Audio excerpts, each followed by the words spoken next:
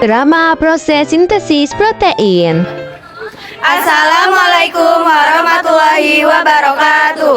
Kami dari kelompok 1 mata pelajaran biologi kelas 12 MIPA 5 akan menampilkan drama mengenai proses sintesis protein. Perkenalkan, nama saya Nesa Lazara Alfai sebagai narator. Nama saya Fira Syakira Deviana sebagai mRNA. Saya Adinda Sri Tayuni sebagai asam amino. Nama saya Desprila Roli Wijaya sebagai DNA Sense. Saya Naila Najwa Sipa sebagai RNA.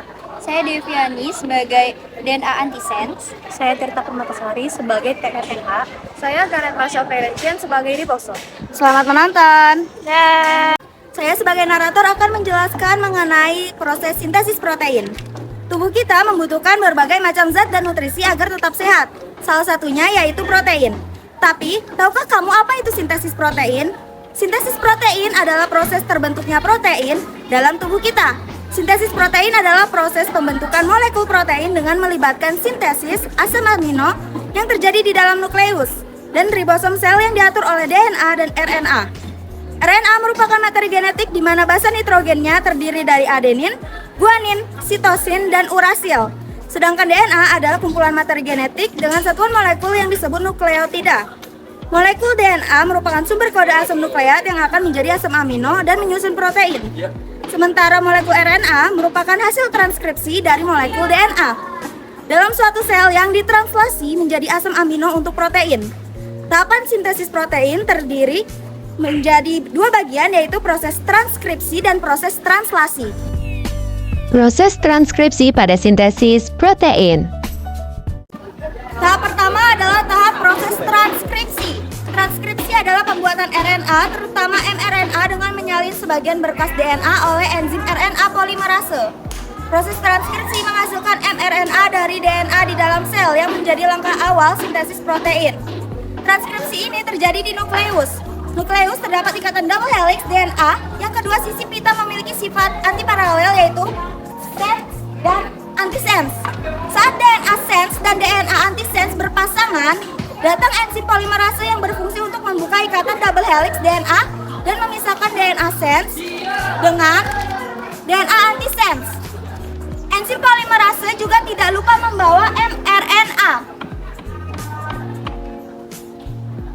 Setelah double helix sudah terbuka, DNA sense dan mRNA saling berikatan. Pada bagian ini, mRNA akan menyalin kode genetik yang berada di DNA sense. Setelah selesai menyalin kode genetiknya, mRNA akan memutuskan ikatannya dengan DNA sense dan meninggalkan nukleus, lalu pergi ke ribosom. Setelah mRNA sudah meninggalkan nukleus, DNA sense dan DNA antisense akan berpasangan kembali. Proses translasi pada sintesis protein. Ketika mRNA yang membawa salinan DNA berhasil membawanya ke ribosom, terjadilah proses translasi, yaitu proses penerjemahan atau penguraian kode-kode genetik hasil salinan DNA yang sudah dibawa mRNA sebelumnya. Kode genetik ini akan menghasilkan polipeptida sebagai penyusun protein. Pada tahap ini, mRNA datang membawa kodon-kodon DNA sampai ke ribosom. Kodon pertama yang bertemu di ribosom ini disebut kodon start atau AUG.